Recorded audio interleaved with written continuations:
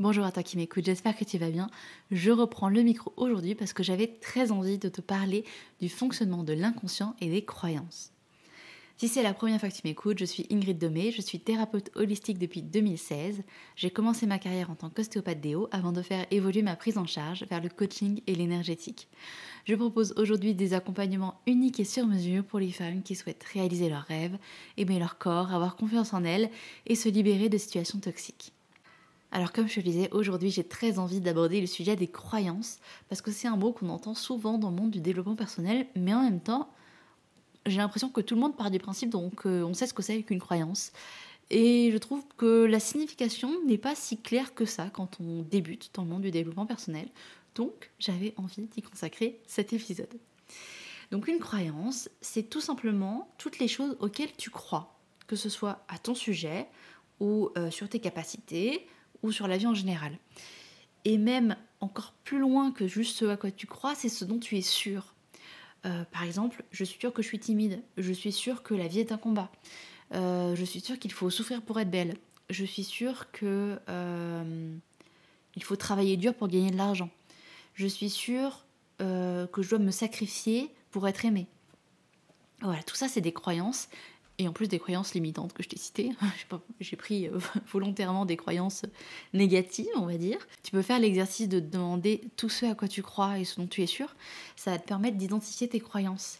Moi, je te conseille de faire cet exercice à l'écrit, pas juste dans ta tête, parce que l'écriture, ça permet d'aller beaucoup plus loin dans la réflexion. C'est d'ailleurs pour ça que j'ai écrit un guide de journaling, parce que pour moi, en fait, quand on est juste dans nos pensées, on a tendance à boucler tout le temps sur les mêmes idées, alors que quand on passe par l'écrit, ça permet de dérouler le fil de nos pensées et d'aller du coup beaucoup plus loin dans cette réflexion. Le but de cet exercice, c'est pas juste de trouver tes croyances, mais de savoir si ces croyances, elles ont un intérêt pour toi. Dans le sens, est-ce que cette croyance, elle me sert ou est-ce qu'au contraire, elle me limite dans ma vie? Pour moi, ce questionnement-là, c'est le point de départ qui est indispensable à tout changement. Et c'est pour ça que quand j'accompagne mes clientes en coaching, je les pousse toujours à se questionner sur les choses qu'elles croient, que ce soit à propos d'elles ou à propos de la vie ou des relations en général, parce que les croyances, pour moi, c'est la racine de tout non-fonctionnement. Puisque je parle de racines, je vais te prendre une comparaison très visuelle pour que tu puisses te représenter dans ta tête qu'est-ce que c'est l'inconscient. En fait, l'inconscient, pour déjà t'expliquer simplement, c'est comme une grosse banque de données qui se construit de tes 0 à tes 7 ans principalement. Et en fait, c'est toutes les données que tu vas collecter en observant ton environnement, en observant les gens fonctionner, communiquer entre eux, et aussi avec les événements importants et les traumatismes que tu peux vivre pendant cette période-là. Donc ça, c'est ton inconscient. Pour te donner du coup la comparaison visuelle, on va imaginer qu'à ta naissance, tu hérites d'un jardin où il n'y a rien. C'est un terrain vide où il y a juste de la terre.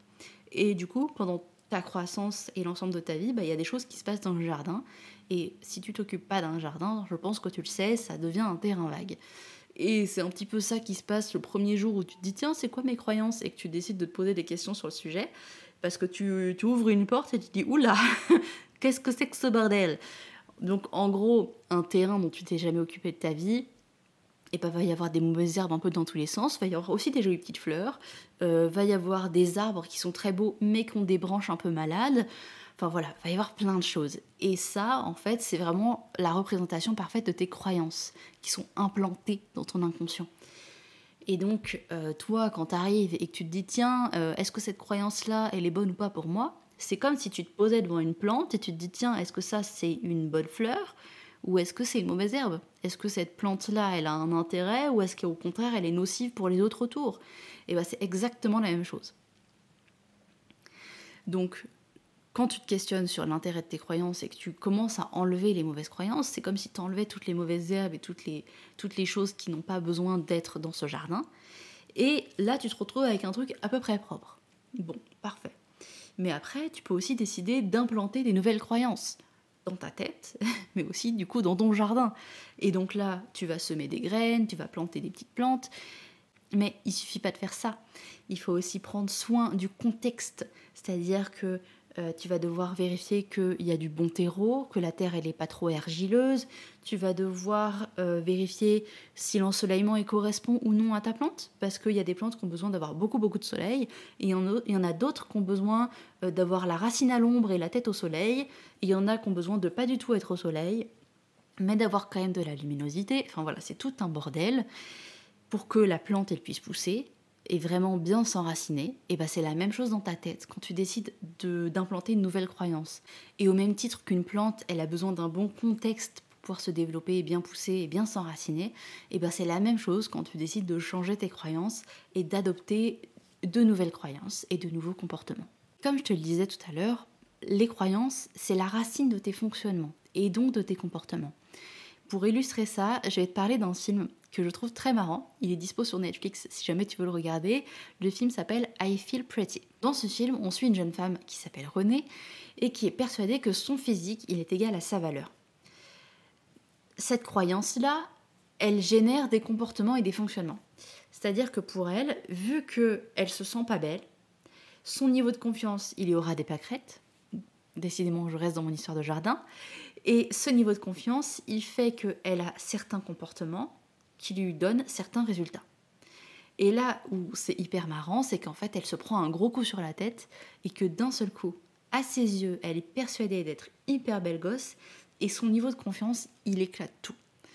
Et d'un seul coup, vu que son niveau de confiance il a changé, elle se permet d'agir complètement différemment et ça lui apporte plein d'opportunités et des résultats très différents aussi.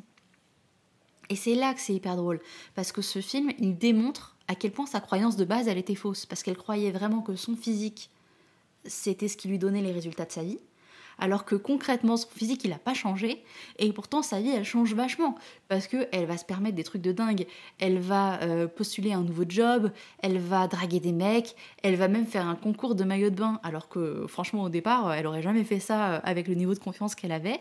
Mais donc, c'est vraiment l'illustration que sa croyance était fausse, parce que son physique ne change pas, mais vu que son comportement change, en fait, vu que le contexte change, les résultats changent. C'est exactement comme pour mon histoire de plante, c'est toujours la même graine, c'est toujours le même physique, mais vu que on est passé d'un petit terrain tout sec, pas exposé au soleil, voilà, où il n'y avait pas du tout les bonnes conditions, à un terrain où il y avait toutes les bonnes conditions qui étaient réunies, d'un seul coup, elle peut s'épanouir. Et bah c'est pareil pour elle. Elle n'avait pas confiance en elle, donc elle osait rien faire, nanan. Le contexte, il était pourri. D'un seul coup, physiquement, elle n'a pas changé, mais elle a confiance en elle. Et là, elle s'épanouit, il lui arrive plein de trucs et c'est super drôle. Donc en fait, nos croyances, elles influencent notre vie. Et notre vie, elle confirme nos croyances. Et c'est pour ça que c'est important de se questionner régulièrement sur nos croyances pour savoir si elles sont bonnes ou mauvaises pour nous. Si tu ne sais pas par où commencer pour travailler sur tes croyances, tu peux te faire accompagner par la personne de ton choix. Et si tu veux que ce soit moi, eh bien tu peux tout simplement m'envoyer un message sur Instagram ou cliquer sur le lien en description de ce podcast. Et si tu ne te sens pas prête à travailler avec quelqu'un, tu peux te procurer mon guide de journaling pour prendre l'habitude de te questionner au quotidien sur tes croyances. Je te remercie de m'avoir écouté jusqu'au bout. Je t'invite à partager ce contenu autour de toi et à t'abonner à l'émission. Et je te dis à très bientôt pour un prochain épisode. Bye bye!